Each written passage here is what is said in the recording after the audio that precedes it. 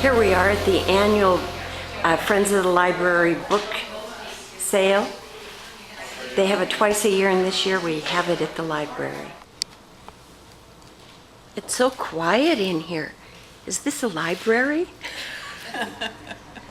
Great. Okay, now which book are you looking at? It's chord organ, the greatest chord organ collection of all time songs. How neat. And you have a music room at home. Yeah. Do you have an organ? I have an organ and I have a piano. How- Who has a piano? Oh, Kathy has the piano, but I have it at my house. Yeah, from the shoulders up. Yeah. I snagged the book already too. Here we are in the Friends of the Library room, and it's spectacular. We have the Brevadoro photos and the lilacs and the books.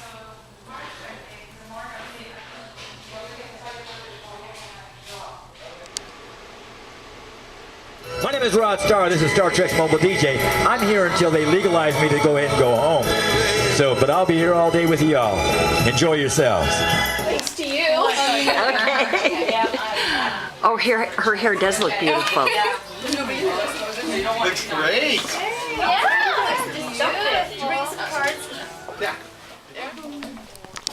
This is an official meeting, so we are going to have a little bit of business, but not too much.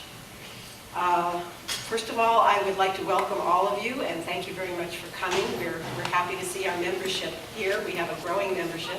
And what we would like to do is present to Josie, if you would come up here a moment. I almost didn't come.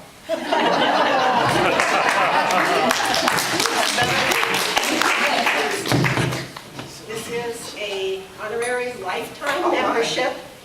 So I'll help you with the book sale, I guess. We would just like you to know that we will forever have you in our hearts, and you are welcome to come and visit us any time that you want and participate in Friends of the Library, and if you have any great wisdom for us, please share it. I act as the volunteer programs director for the volunteer program, so I manage that, and I am the liaison for the Friends of the Library groups. The reason I'm the liaison is because each group is an independent, hopefully 501c3, that operates to gather funds and work with the community to improve the library for which they have dedicated their bylaws and their energy. And I always like to mention that it's really two parts, right? There's the fundraising, which is the kind of interesting fun part and all of that, and then there's the equally interesting and fun spending, okay? Which is where you take the funds that you raise and you work with the library manager to determine what the needs of the library are. As you know, we are a county entity and we might not be able to say as much as we'd like to about some legislation that's coming up, but you can. So we appreciate your support when things come up in the California legislature that would affect the libraries and the service of the libraries, and we appreciate your support when you advocate for library service. From the beginning, I envisioned how we could use this show, use the shop for art shows and live entertainment on the weekends and different things like that. And so we've actually been very successful in that. We've had many local talents there and young artists showing their stuff. And we've hosted many fundraisers there as well. A few months ago, we had the opportunity to meet with Jim Schwartz, who owns the property adjacent to the AM/PM across from the junior high. We explored the possibility of a larger coffee shop with a bakery and a deli, as well as a small hall upstairs for meetings, parties, and fundraising events. Those are the preliminary plans that we handed out a little earlier. I tried to make them a little bigger so we could see. Even with my glasses, I couldn't see them, so I hope that helped. It will be classified as a retail business space. And we've already got a local area business who's approached us about leasing that entire space. So really, there's only two of us on all of that property. Anyway, now I'd like to turn it over to my husband, Paul, and he can talk about the specifics and answer any other questions you might have. Thank you.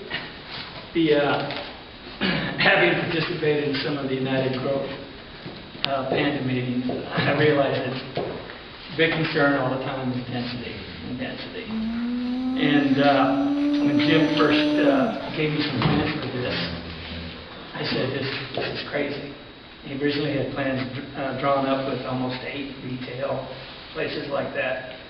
And I can understand as a developer, that's what you have to do to make money. That's why it's always a fight to satisfy what we want as a community and what a developer needs to actually make money. This might make business sense, is that I'm not a developer.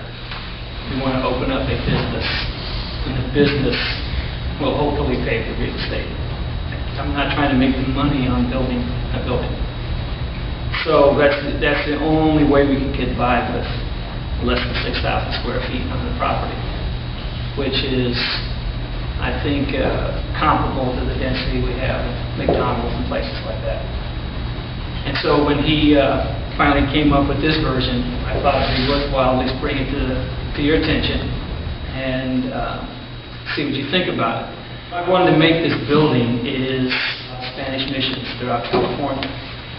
And I think if I can get it done, it'll be a interesting landmark in Akron. I don't want to make a square stucco building with a mission arch on it, like you see constantly, but actually detail and try to authenticate mission. So I'm hoping that it would add to the community in that regard.